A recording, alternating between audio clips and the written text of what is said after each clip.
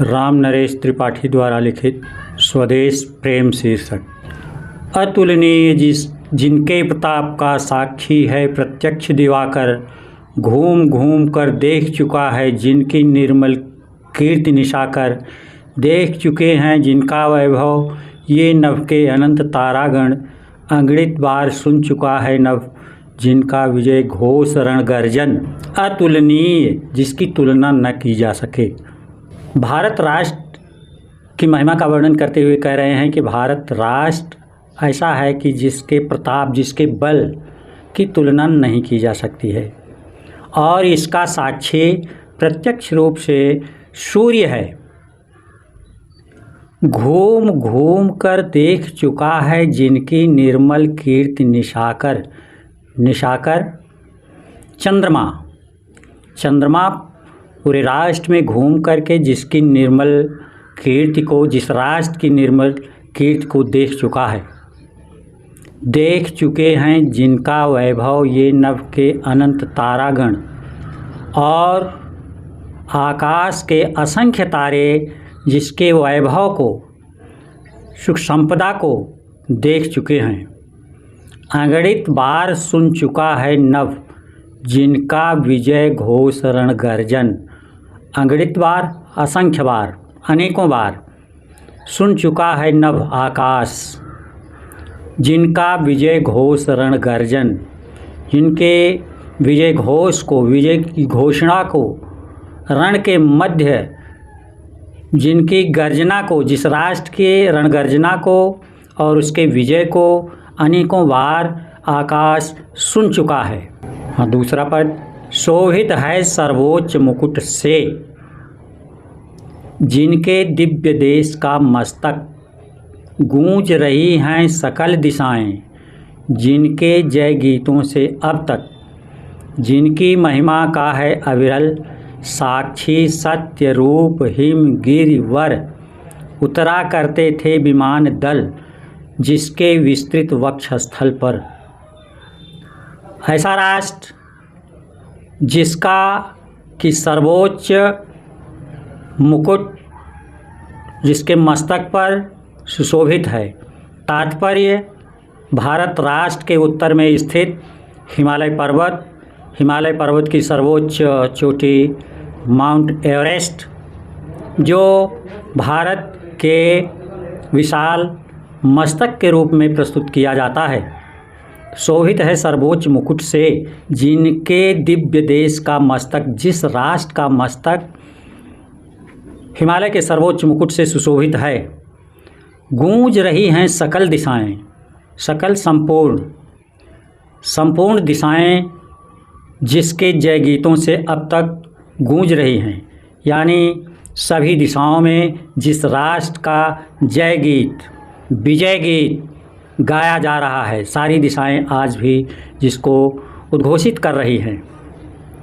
और इस राष्ट्र की क्या विशेषता, जिनकी महिमा का है अविरल, अविरल लगातार, जिस राष्ट्र की महिमा लगातार आगे बढ़ रही है और जिसका साक्षी सत्य रूप हिम गिरि वर, सत्य रूप में स्थित हिम, हिमालय, गिर, पर्वत, वर, श्रेष्ठ, सुंदर हिमालय पर्वत जिसके साक्षी के रूप में, जिसके सत्य के साक्षी के रूप में अब भी बना हुआ है अनादि काल से।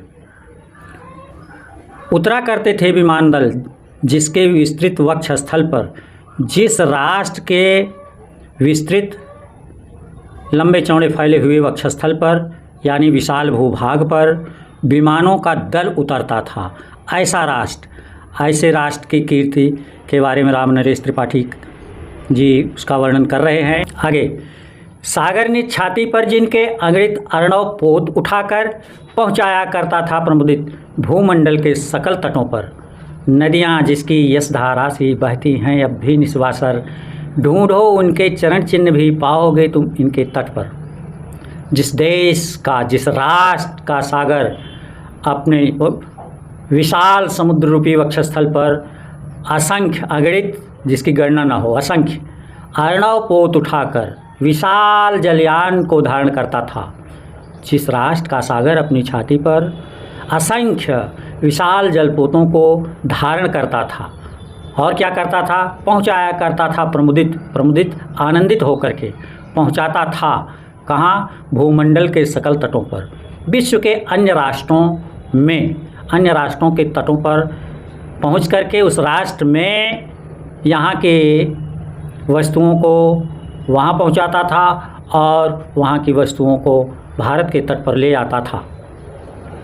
नदियाँ जिसकी यशधारा सी, जिस राष्ट्र की नदियाँ यशधारा के रूप में बहती हैं अब भी निस्वासर दिन रात दिन, जिस देश की नदियाँ यशधारा के रूप में आज भी रात दिन प्रवाहित हैं, ढूंढो उनके चरण चिन्ह भी पाओगे तुम इनके तट पर।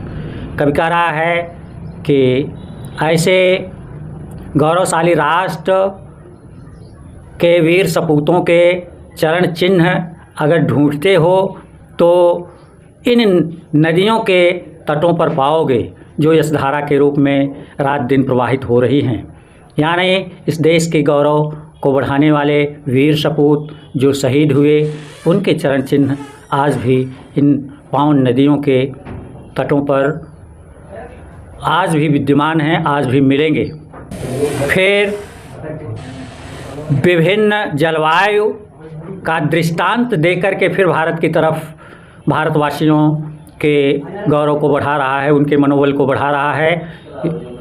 विश्वत रेखा का वासी जो जीता है नित हाँफ कर, रखता है अनुराग अलौकिक यह भी अपनी मातृभूमि पर। ध्रुववासी जो हिम में तम में जी लेता है काँप काँप कर, वह भी अपनी मातृभूमि पर कर देता है प्राण निछावर। फिर भारतवासियों के, भारत के वीर सपूतों को संबोधित करता हुआ कवि कह रहा है कि विश्वत रेखा का वासी। विश्वत रेखा ऐसी रेखा जो सारे संसार को दो भागों में बांटती है। विश्वत रेखा पर अत्यधिक गर्मी पड़ती है क्योंकि वहाँ सूर्य लंबवत चमकता है और दोपहर तक अत्यधिक उमस होने के कारण दोपहर बाद प्रतिदिन विश्वत रेखा के आसपास वर्षा होती है। इस वर्षा के कारण वहाँ की जलवायु कैसी है यह आप समझ रहे होंगे कि वर्षा ऋतु में नाना प्रकार की विसंगतियों को झेलते हुए विश्वत रेखा के लोग भी जीते हैं, नित हाँफ कर जीते हैं। क्यों हाँफते हैं? क्योंकि वहाँ उच्च तापमान पाया जाता है, अत्यधिक गर्मी पाई जाती है। रखता है अनुराग अलौकिक यह भी अपनी मातृभूमि पर। विश्वत रेखा के लोग हाँफ कर जीते हैं। वहाँ प्रतिदिन वर्षा होने से मच्छरों का साम्राज्य रहता है। विषम परिस्थितियों के होते हुए भी विश्वत रेखा के लोग रखता है अनुराग अलौकिक प्रेम वहाँ के लोग अपनी मातृभूमि पर रखते हैं। इतनी विषम परिस्थितियों में होते हुए भी विश्वत रेखा के लोगों को भी अपनी मातृभूमि से अलौकिक प्रेम है। फिर ध्रुव वासियों की चर्चा करते हुए कह रहा है, ध्रुववासी जो हिम में तम में जी लेता है काँप कर। ध्रुवों पर निवास करने वाले लोग जो हिम में तम में, जहाँ की बर्फ़ जमी रहती है, अत्यधिक ठंडी पड़ती है और जहाँ 6 महीने के दिन रात होते हैं, तो वहाँ के निवासी बर्फ़ में रहने के कारण, अत्यधिक ठंडी के कारण कांपते हैं, अत्यधिक ठंड को महसूस करते हैं। लेकिन वह भी अपनी मातृभूमि पर कर देता है प्राण निछावर। अगर उनको भी अपनी मातृभूमि पर कोई खतरा महसूस होता है, मातृभूमि को उस राष्ट्र के नागरिकों की आवश्यकता होती है, तो वहाँ के लोग अपनी प्रिय मातृभूमि पर अपने प्राणों को ज़रूरत पड़ने पर न्यौछावर कर देते हैं, समर्पित कर देते हैं, अर्पित कर देते हैं। इन दो दृष्टांतों को देने के बाद पुनः भारतवासियों के, भारत के गौरव की याद दिलाते हुए कवि कहता है, तुम तो है प्रिय बंधु स्वर्ग से सुखद सकल विभवों की आकर, धरा शिरोमणि मातृभूमि में धन्य हुए हो जीवन पाकर। तुम जिसका जल अन्न ग्रहण कर, बड़े हुए लेकर जिसके रज, तन रहते कैसे तज दोगे उसको, हे वीरों के वंशज, हे वीरों की संतान, हे वीर भारतवासियों के वंशज, तुम ऐसी मातृभूमि का परित्याग कैसे करोगे? तुम तो हे प्रिय बंधु स्वर्ग से भारतवासियों को कह रहा है कि हे प्रिय बंधुओं, तुम्हारा जन्म तो स्वर्ग के समान भारत भूमि में हुआ है। भारत भूमि सुखद है, सुख प्रदान करने वाली है। सकल विभवों की आकर यहाँ नाना प्रकार के विभव हैं, विभव सुख संपदा, क्योंकि भारत में विभिन्न प्रकार के फल फूल, विभिन्न प्रकार की जलवायु, विभिन्न प्रकार की साग सब्जी, हर दृष्टिकोण से भारत समृद्ध है। हर प्रकार की यहाँ सुख संपदा है। तो भारतवासियों को कह रहा है कि तुम भारत में पैदा हुए, जहाँ नाना प्रकार के विभव हैं और जहाँ स्वर्ग के समान मातृभूमि है। धरा शिरोमणि, मातृभूमि में हमारी मातृभूमि भारत भूमि धरा शिरोमणि कही जाती है। पूरे भूमंडल का सिरमौर है। इसको पृथ्वी का स्वर्ग कहा जाता है भारत को। ऐसी मातृभूमि में जन्म लेकर के ऐ भारतवासी धन्य हुए हो जीवन पाकर। तुम ऐसे राष्ट्र में, ऐसे देश में जन्म लेकर के तुम धन्य हो गए। तुम जिसका जल अन्न ग्रहण कर बड़े हुए लेकर जिसकी रज, तुम जिस राष्ट्र का जल पिए, जिस राष्ट्र का अन्न ग्रहण किए और जिस राष्ट्र के धूल में लोट पोट करके बड़े हुए, तन रहते कैसे तज दोगे? अगर ऐसे राष्ट्र से मिली यह शरीर विकसित हुई, बड़ी हुई, तो इस शरीर में प्राण रहते, तन रहते कैसे तज दोगे? इस तन के रहते हुए उस मातृभूमि की रक्षा का संकल्प, उसका यह प्रण कैसे तज दोगे? हे वीरों के वंशज, हे वीरों की संतान, वीरों की संतान, वीरों के वंशज, भारतवासियों के लिए तुम वीरों की संतान हो, वीरों के वंशज हो। अगर तुम ऐसे स्वर्ग जैसी मातृभूमि में जन्म लिए हो तो शरीर के रहते हुए तुम अपनी मातृभूमि की रक्षा का परित्याग नहीं कर सकते। फिर आगे कर रहा है, जब तक साथ एक भी दम हो अवशिष्ट एक भी धड़कन, रखो आत्मगौरव से ऊंची पलकें, ऊंचा सिर, ऊंचा मन, एक बूंद भी रक्त शेष हो जब तक मन में हे शत्रुंजय, तीन वचन मुख से न उचारो, मानो नहीं मृत्यु का भी भय। जब तक साथ एक भी दम हो, कभी कह रहा है जब तक एक भी सांस बाकी है, हो अवशिष्ट एक भी धड़कन, एक भी धड़कन बची हुई है, अवशिष्ट बची हुई है, रखो आत्मगौरव से ऊंची, अपनी आत्मा के गौरव से भी ऊंचे राष्ट्र गौरव को मानो। पल के ऊंचा ऊंचा मन, अपनी पलक को ऊंचा करके, अपने मन को ऊंचा करके, अपने मस्तक को ऊंचा करके आत्म गौरव से भी ऊंचे राष्ट्र गौरव का सम्मान करो। एक बूंद भी रक्त शेष हो जब तक मन में हे शत्रुंजय, शत्रुंजय शत्रुओं पर विजय करने वाले, हे शत्रुओं पर विजय करने वाले भारतवासी, भारत के सपूतों, जब तक तुम्हारे अंदर रक्त की एक बूंद भी शेष है तो दीन वचन मुख से न उचारो, तो अपने मुख से उचारो, उच्चारित करो, दीनता की बात मत बोलो। मानो नहीं मृत्यु का भी भय, और मृत्यु से भी डरो मत, मृत्यु का भी भय अपने अंतःकरण में मत आने दो, और दीनता की बात मत उच्चारित करो, यानी दूसरे के सामने घुटने मत टेको। कभी कह रहा है, निर्भय स्वागत करो मृत्यु का, मृत्यु एक है विश्राम स्थल, जीव जहाँ से फिर चलता है, धारण कर नव जीवन संबल। मृत्यु एक सरिता है जिसमें श्रम से कातर जीव नहाकर फिर नूतन धारण करता है, काया रूपी वस्त्र बहाकर। कब कह रहा है, निर्भय स्वागत करो मृत्यु का, निर्भय होकर के मृत्यु का स्वागत करो, क्योंकि मृत्यु एक है विश्राम स्थल, मृत्यु एक विश्राम स्थल है। इसका तात्पर्य कि जन्म से पूर्व और मृत्यु के बाद आत्मा जहाँ थी वही है, क्योंकि भारतीय मान्यताओं के अनुसार, हमारे पौराणिक मान्यताओं के अनुसार यह पंचभौतिक शरीर मरता है, आत्मा अजर है, अमर है। तो इसलिए जन्म के पूर्व, मृत्यु के बाद भी आत्मा का विनाश नहीं होता। यह शाश्वत है, शाश्वत चलता रहता है। मृत्यु केवल एक विश्राम स्थल है। जैसे व्यक्ति थक करके थोड़ा आराम करता है, वैसे यह आत्मा भी इस शरीर का परित्याग करके नवीन शरीर धारण करती है। फिर आगे कह रहा है, जीव जहाँ से फिर चलता है। यह जीव जहाँ से चलता है, धारण कर नव जीवन संबल, इस शरीर रूपी नए सहारे को धारण करके चलता है संबल सहारा। क्योंकि बिना शरीर के आत्मा नहीं हो सकती और बिना आत्मा के यह शरीर कोई कार्य संचालित नहीं कर सकता। इसलिए आत्मा और शरीर का अंतर संबंध है।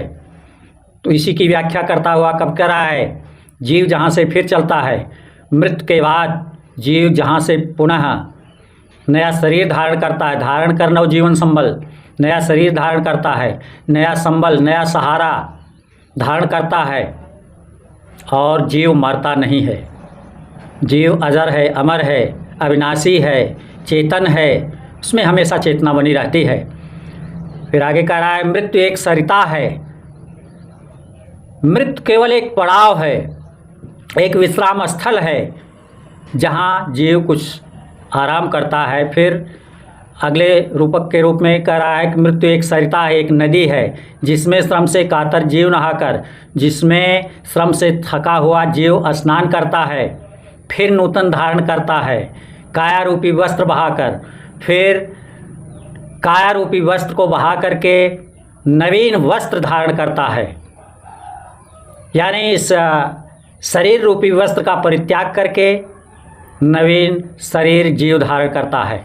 जैसे हम आप इस काया पर पड़े हुए वस्त्र को जब ये जीर्ण शीर्ण हो जाता है तो इसको हटा करके दूसरा वस्त्र धारण करते हैं इस शरीर के लिए, वैसे ही आत्मा, जीवात्मा इस शरीर रूपी वस्त्र को बहा करके बदल करके दूसरी शरीर धारण करती है। सच्चा प्रेम वही है जिसकी तृप्त आत्म बल पर हो निर्भर। कवि सच्चा राष्ट्र भक्त उसको मान रहा है जिसकी की तृप्ति आत्मबल पर निर्भर हो, जो मातृभूमि का सपूत अपनी आत्मबल, मातृभूमि के लिए, मातृभूमि की रक्षा के लिए अपनी आत्मबल भी देने को तैयार हो, अर्थात मरने के लिए भी तैयार हो, लेकिन मातृभूमि की रक्षा से पीछे न हटने वाला हो। ऐसे वीर सपूतों की बात कवि कर रहा है। त्याग बिना निष्प्राण प्रेम है। फिर कहता है कि बिना त्याग के अगर तुम अपनी मातृभूमि से प्रेम करते हो, राष्ट्रभक्त हो, राष्ट्र प्रेमी हो, तो राष्ट्र के लिए बिना कुछ त्याग किए हुए तुम्हारा राष्ट्र प्रेम निष्प्राण है, बिना प्राण के है, निर्जीव है।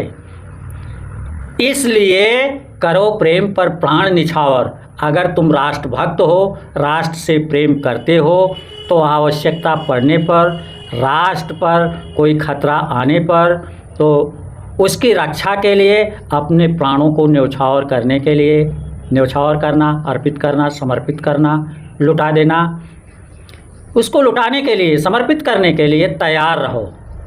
देश प्रेम वह पुण्य क्षेत्र है, अमल असीम त्याग से विलसित। फिर कवि कह रहा है कि देश प्रेम वह पुण्य क्षेत्र है, राष्ट्र प्रेम ऐसा पुण्य क्षेत्र है कि राष्ट्र प्रेमी को अपने राष्ट्र के रक्षार्थ क्या करना चाहिए। यह राष्ट्र प्रेम अमल है, इसमें किसी प्रकार का मल नहीं, किसी प्रकार की गंदगी नहीं, यह अमल है, असीम, इसकी कोई सीमा नहीं है। और यह कब विकसित होता है? त्याग से विलसित।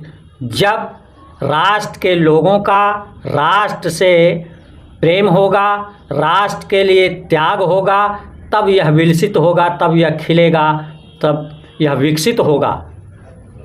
आत्मा के विकास से जिसमें मनुष्यता होती है विकसित। अंतिम पंक्तियों में राष्ट्र प्रेमियों को संपूर्ण मानव को, मानवता को संदेश देते हुए कह रहा है आत्मा के विकास से राष्ट्र के लोगों की आत्मा जब विकसित होगी, आपस में वैमनस्य नहीं होगा, एक दूसरे के प्रति त्याग होगा, समर्पण होगा, तो यह राष्ट्र प्रेम है। और राष्ट्र के अंदर विभिन्न क्षेत्र हों, विभिन्न प्रकार की मारकाट हो, आपस में वैमनस्य हो, तो यह राष्ट्र प्रेम नहीं है। इससे राष्ट्र का प्रेम नहीं प्रदर्शित होता। इसलिए आत्मा के विकास से, जिसमें आत्मा का विकास करो, इस शरीर का और मन का, मन तो विभिन्न संप्रदायों में, विभिन्न जातियों में, विभिन्न धर्मों में, विभिन्न राजनीतिक दलों में, विभिन्न समाजों में बटा हुआ है, लेकिन सबके अंतःकरण में आत्मा एक है जो अजर है, अमर है। उसके विकास की बात करने के लिए कवि कह रहा है, जब राष्ट्र के अंदर निहित निवासियों की आत्मा विकसित होगी तो मनुष्यता होती है विकसित, तब मनुष्यता विकसित होगी, और मनुष्यता विकसित होगी तब राष्ट्र प्रेम अपने पूर्ण वैभव में विकसित होगा, सच्चे अर्थों में तब राष्ट्र प्रेम होगा। अन्यथा राष्ट्र के अंदर विभिन्न प्रकार की आपसी खींचातानी है तो यह राष्ट्र प्रेम नहीं है, इसको सच्चा राष्ट्र प्रेम नहीं कहा जा सकता।